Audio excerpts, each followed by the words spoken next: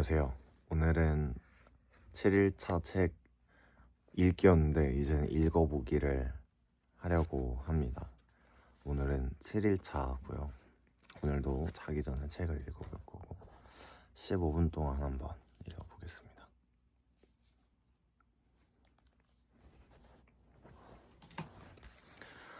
지금 읽고 있는 책은 고명환 작가님의 고전이 답했다. 마땅히 가져야 할 부에 대해서이고, 저는 이 책을 읽기 이전에 또 고명환 작가님의 책을 읽었고 그 책에서 추천해준 다른 책들도 읽었었는데 다시 한번 이 책을 일단 읽고 다시 읽어보려고 해요. 어제 국채까지 읽어서 이어서 한번 읽어볼게요. 국채 중에는 미국 국채가 인기가 가장 좋다. 가장 튼실한 회사에 주식이 인기가 있는 것처럼 경제 1위 미국의 국채가 인기가 좋은 것이다. 대신에 안정적이기 때문에 이자가 낮다. 반대로 국가 신용도가 떨어지는 나라의 국채는 이자가 높다. 위험하기 때문이다. 채권은 원금이 보장된다고 설명했지만 만약 국가가 부도나면 원금을 받을 수 없다. 미국 국채를 가장 많이 보유하고 있는 나라는 일본이고 그 다음이 중국이다. 일본과 중국이 미국 국채를 얼마나 파느냐 혹은 가지고 있느냐에 따라 세계 경제에 막대한 영향을 끼친다. 늘 관심 가지고 지켜봐야 하는 이유다.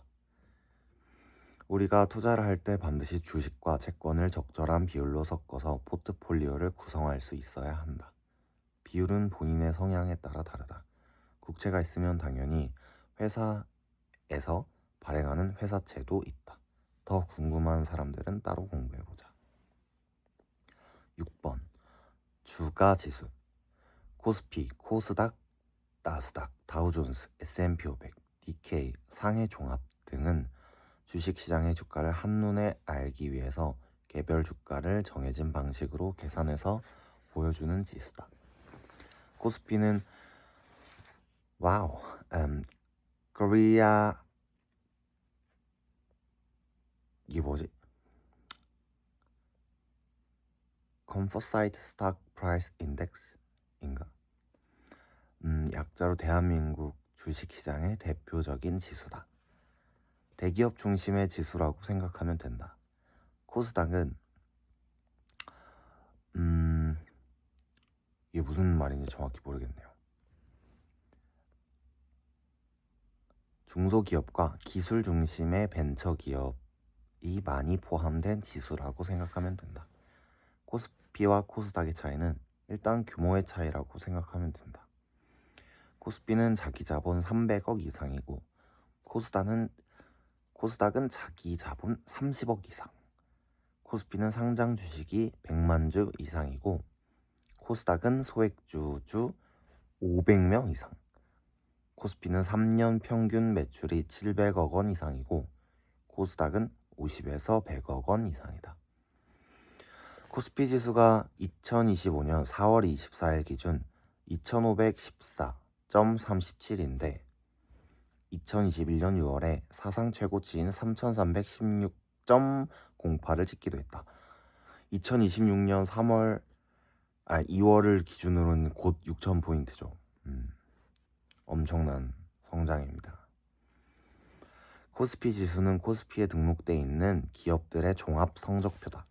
그런데 이건 기업이 잘하고 못하고의 내부적인 요인도 있고 금리 인상, 인플레이션으로 인한 원자재 가격 상승 등의 외부적 요인도 있다. 이런 차이를 읽어낼 수 있어야 한다. 주가지수로 가장 유명한 것은 미국 S&P 500이다. 정식 명칭은 Standard Poor's 500 Index. 미국의 신용평가 회사 스탠더드 앤드 푸어스에서 개발한 미국의 주가 지수이며 미국을 대표하는 500개의 대형 우량 기업 주식으로 구성되어 있다. 우리가 잘 아는 애플, 마이크로소프트, 아마존, 구글, 테슬라 등이 포함되어 있으며 미국 경제 전반의 흐름을 보여주는 지표다. 워런 버핏이 자신이 죽으면 자산의 90%를 S&P 500 지수를 추종하는 인덱스 펀드에 투자해달라고 말한 바 있어 더욱 유명하다. 다양한 지수를 읽을 수 있는 건 세계 경제 흐름을 한눈에 알아볼 수 있다는 뜻이다. 일단 유명한 대표 지수들은 용어부터 챙겨서 알아두자. 7번째, 인플레이션과 디플레이션.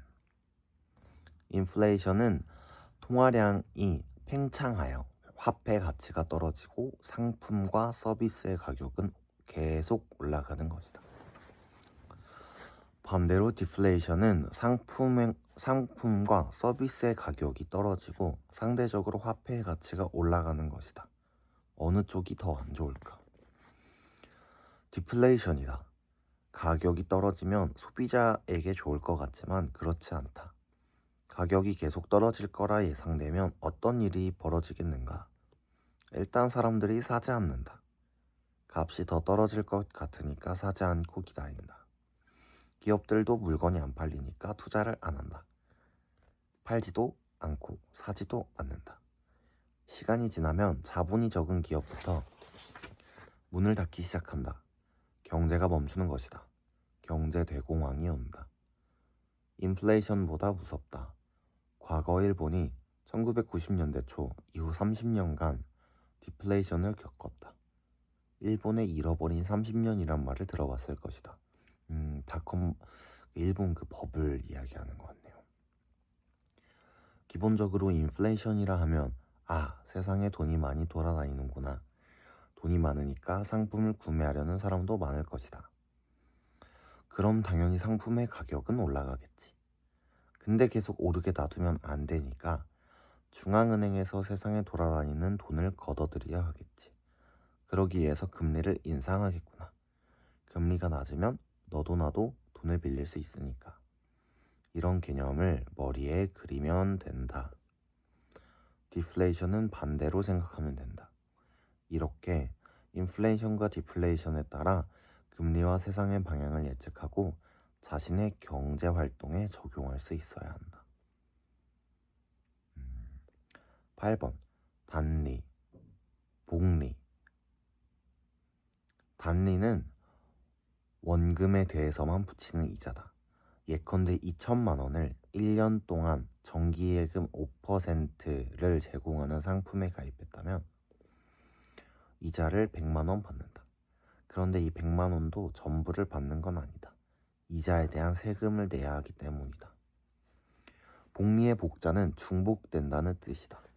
달리는 원금에 대한 이자만 발생하는 데 비해 복리는 전월에 발생한 이자에도 이자가 붙는다.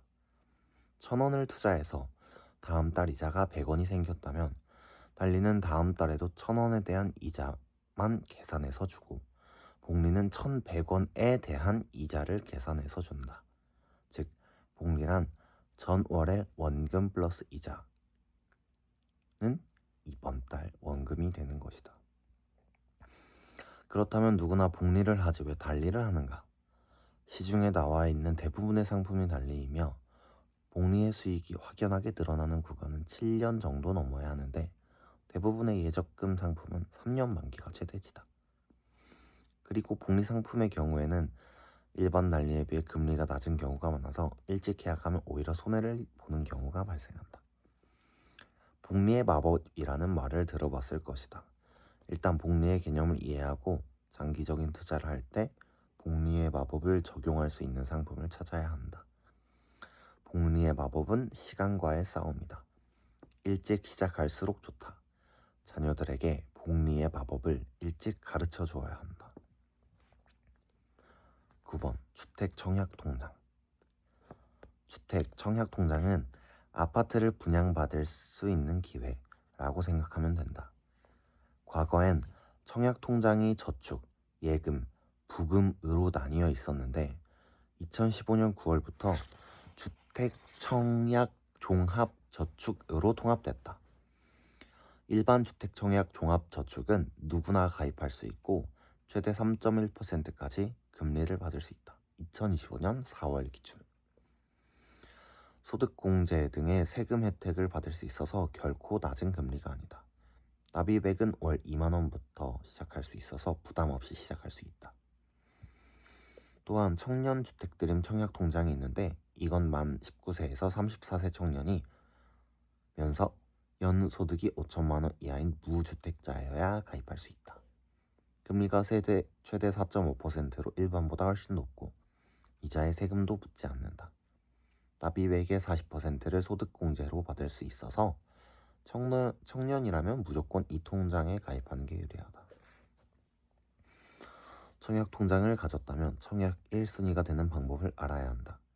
지역별로 1순위 기준이 다르므로 본인이 원하는 지역의 1순위 되는 방법을 반드시 찾아서 공부해야 한다. 예를 들면 수도권은 기본 1년 이상 가입하고 12회 이상 납입해야 하는데 투기과열지구는 2년 24회로 기준이 더 엄격하다. 반대로 지방은 6개월만 지나도 1순위가 되는 곳도 있다. 주택청약통장은 해지하고 싶을 때 절차가 간단하지 않으며 일부 경우 해지 시 세금이 부과될 수 있으므로 잘 알아봐야 한다. 사회생활은 주택청약통장 가입에서 시작된다. 주택청약통장의 다양한 활용법을 공부하고 또 공부해야 한다. 10번 기축통화. 기축통화란 국제 단위의 결제나 금융거래의 기본이 되는 화폐를 의미한다. 현재는 미국 달러가 기축통화 역할을 하고 있다. 기축통화국은 다소 과정에서 말하면 돈이 필요할 때 돈을 찍어내면 된다. 물론 여러 가지 부작용이 있지만 이건 어마어마한 힘이자 국력이다. 요즘 달러의 위상이 많이 흔들리고 있다. 미국의 달러 다음으로 기축통화의 자리를 노리는 화폐는 유럽의 유로화, 영국의 파운드, 중국의 위안, 일본의 엔화 등이 있다. 특히 중국과 미국의 관계를 잘 보아야 한다. 앞으로 세계 경제는 미국과 중국이 이끌어간다. 두 나라 사이에 어떤 일이 벌어지는가에 따라 내가 투자한 종목들이 가격이 휙휙 변한다. 중국과 미국의 관계를 내려다볼 수 있도록 공부해야 한다. 실제 중국은 2050년에 중국 위안이 기축통화가 되게 만들겠다라고 발표한 적이 있다. 11번 기업공개. 기업공개 IPO는 기숙사의 오픈하우스 같은 것이다.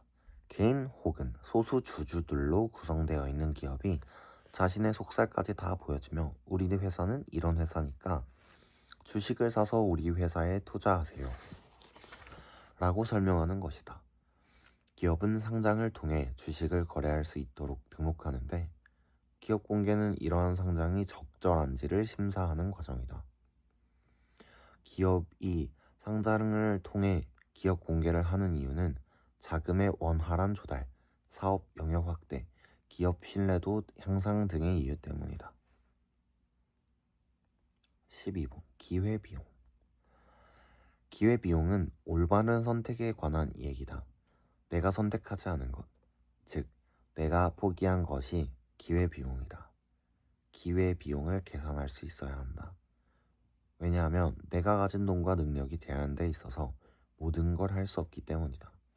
아파트냐? 상가냐? 연봉이 높은 A 회사에 취업할까? 연봉이 낮아도 미래가 밝은 B 회사에 취업할까? 짜장면이냐? 짬뽕이냐? 불금에 친구들과 한잔할 것인가? 도서관에서 책을 읽을 것인가? 두 가지를 동시에 할 수 없는 상황에서 한 가지를 포기할 때 포기한 한 가지가 기회비용이다. 나중에 따져봤더니 내가 포기한 것이 더 나아졌다면 반성하고 공부해서 다음번에 잘 선택하면 된다. 내 월급의 70%를 S&P 500을 추종하는 ETF에 투자한다.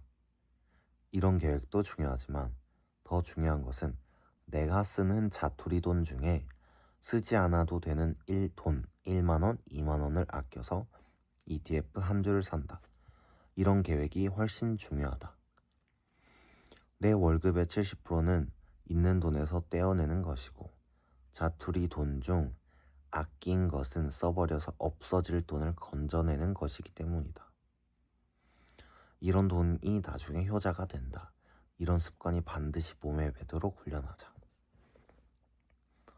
스탠더드 앤드 푸어스, S&P, 피치, 무디스는 3대 신용평가 회사다.